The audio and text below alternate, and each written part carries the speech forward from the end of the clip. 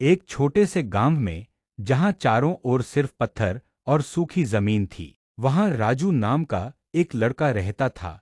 गांव के लोग बारिश के लिए हमेशा तरसते थे, लेकिन पानी कभी नहीं आता था। राजू को एक दिन बाजार में एक अजीब सा बीज मिला।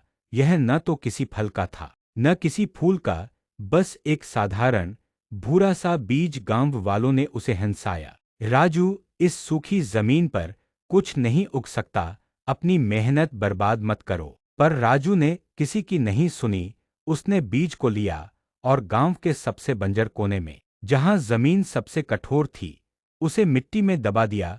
वह रोज दूर नदी से एक घड़ा पानी लाता और उस छोटे से कोने को सींचता। दिन गुजरे, हफ्ते गुजरे, लेकिन कुछ नहीं हुआ। लोग अब उस पर और भी ज्यादा हंसने लगे। देखो मूर्ख को, अभी भी पानी डाल रहा है। राजू ने जवाब में सिर्फ मुस्कुरा दिया।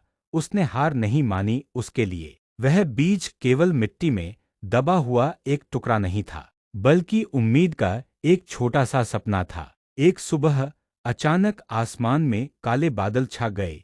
यह कई सालों में पहली बार हुआ था। गांव वाले अचंभित थे और तभी, जहां राजू ने बीज बोया था, वहां से जमीन को चीरते हुए एक छोटा सा हरा अंकुर बाहर आया। अगले पल जोरदार बारिश शुरू हो गई। बारिश केवल एक चमत्कार नहीं थी, यह राजू की अटूट लगन और उम्मीद का फल थी। लोगों ने देखा कि उस छोटे से अंकुर के साथ साथ गांव की सूखी जमीन भी पानी पीकर जीवंत हो उठी है। राजू ने साबित कर दिया कि जब सच्ची आशा और निरंतर प्रयास हो, तो सबसे बंजर जमीन पर भी जीवन खिल सकता है। कहानी की सीख, अगर आपके मन में किसी काम को करने की सच्ची लगन और उम्मीद हो, तो आप बड़े से बड़े असंभव काम को भी संभव बना सकते हैं।